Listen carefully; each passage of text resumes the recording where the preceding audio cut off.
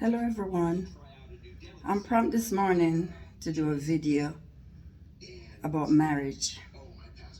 And I am married September 16, 42 years. And I just want to encourage everyone that's married, especially the younger ones. Remember, you made a vow, for better for worse, and marriage is a covenant. And when I said for better for worse, I don't mean stay in a marriage if you're being physically abused, mentally abused, emotionally abused, stuff like that. Just certain things with God's grace, you can pray and you can keep on giving your marriage your best. In my marriage, there was a lot of obstacles. There was a lot of stuff happened in my marriage, infidelity, you name it. I've been through it. But at the end of the day, I stayed in this marriage and I prayed and I trusted God. And I know my husband is a good man, a good father, a good grandfather, a good person. And the Lord just keep telling me to keep praying. And it wasn't a marriage that was unbearable or nothing like that. He was a very good husband to me always. Even his mistakes, he was always really good to me.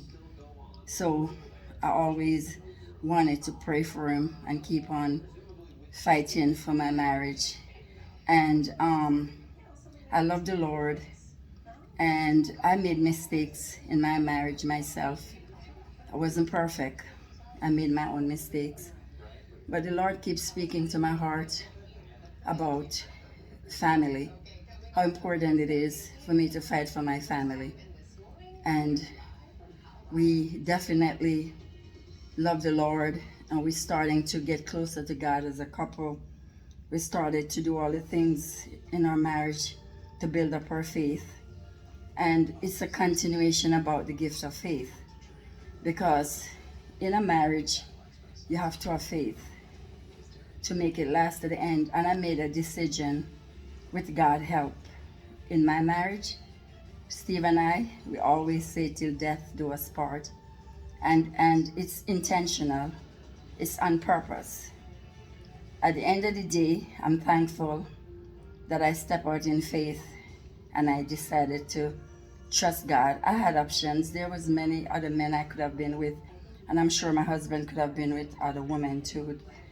But at the end of the day, we know we love each other, and love is a beautiful thing. And when you really do love each other, you have something to fight for. Some people in marriages, as things get really tough, they decided to end it. But a lot of time, people think the grass is greener on the other side, and it's better you work with what you have. Like I said, if you're not getting abused, you will know. Get the help you need, spiritual help. If you need a counselor, whatever you need, I would recommend it.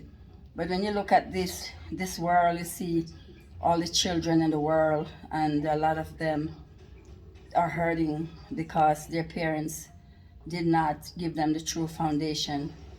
And to be honest, once I have children, they were always our first priority, our children.